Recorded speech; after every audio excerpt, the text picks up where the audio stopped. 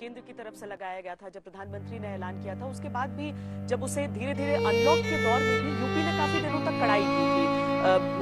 मुझे याद है कि वीकेंड्स में जो सप्ताहांत में किस तरीके से बाकी इलाकों की बनिस्बत यहाँ पर कुछ नियम कानून ज्यादा रखे गए थे, रात को लेकर जो कड़ाई यहाँ पर रही। आज की तारीख में जब बहुत सारे राज्य जो हैं वो ये भी सोच रहे हैं कि क्या संपूर्ण लॉकडाउन लगा दिया जाए, क्या उत्तर प्रदेश इस बाबत विचार कर रहा है या आपको लगता है कि उसके बिना काम चल सकता है?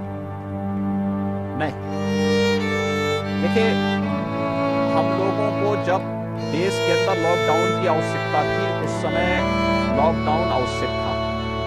आज लॉकडाउन की कोई आवश्यकता नहीं है और हम लोगों ने इस बारे में पहले से व्यवस्था बना दी है।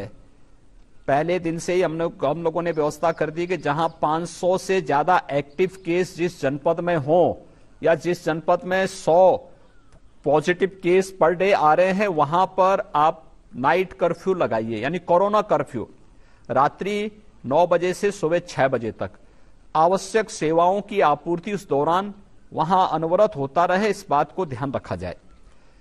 हमने बेसिक शिक्षा परिषद और माध्यमिक शिक्षा परिषद के सभी स्कूल कॉलेजेस को, यानी 12वीं तक के सीनियर सेकेंडरी लेवल तक के सभी स्कूल कॉलेजेस को हम लोगों ने 30 अप्रैल के लिए पहले ही बंद कर दिया है। क्लब और कोचिंग को आज हम लोगों ने बंद करने के लिए कहा है। इसके अलावा कोई भी मांगलिक कार्यक्रम, कोई भी पब्लिक के कार्यक्रम, अगर वह बंद सभागार है तो 50 से अधिक लोग उसमें एकत्र न हो। खुले मैदान में है तो 100 से ज्यादा लोग एकत्र न हो, लेकिन शर्त यह कि हर एक के पास मास्क होना चाहिए। जो सर्विस के साथ जुड़े हुए लोग हैं उनके हैंड ग्लव्स होने चाहिए, सैनिटाइजर होना चाहिए। इन शर्तों के साथ वहां पे कोविड के जो प्रोटोकॉल हैं उसको पालन करते हुए इसके साथ ही हम परमिशन दे रहे हैं और इनको हम लागू कर रहे हैं।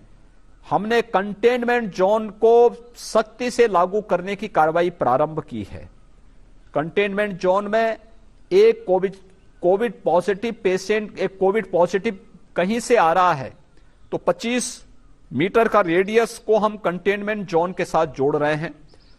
जहां पर 2 से ज्यादा कोविड पॉजिटिव आ रहे हैं, 50 मीटर का रेडियस हम लोग ले रहे हैं। हाई राइज बिल्डिंग है तो फ्लोर वाइज हम इसको कंटेनमेंट जोन के दायरे में ले रहे हैं।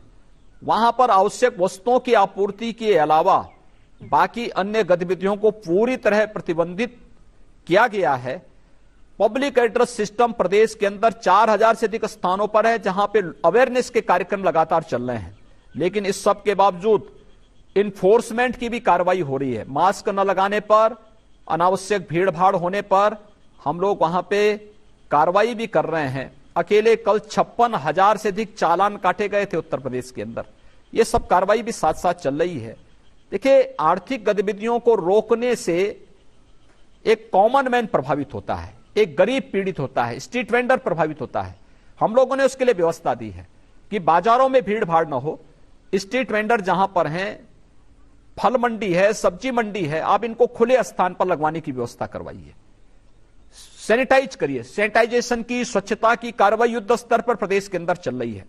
लेकिन हम पूरी तरह बंद कर दें आर्थिक गतिविधियों को, एक कॉमन मैन प्रभावित होता है, एक सामान्य नागरिक प्रभावित होता है, एक मजदूर प्रभावित होता है, एक कुली प्रभावित होता है, उसके सामने रोजी रोटी का संकट खड़ा होता है।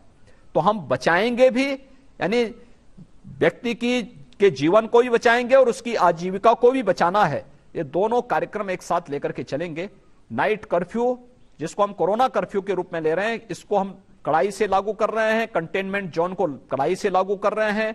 कॉन्टैक्ट ट्रेसिंग को 30 से 35 का एवरेज लेते हुए 100% उनकी टेस्टिंग की व्यवस्था, आरटीपीसीआर के टेस्ट को 60 से 70% तक करने, 30 से 40% एंटीजन टेस्ट करने की व्यवस्था के साथ हम इसको जोड़ रहे हैं। लेकिन लॉकडाउन की तरफ हम लोग जाने पर कोई विचार नहीं कर रहे हैं। लॉकडाउन की तरफ जाना भी नहीं चाहिए।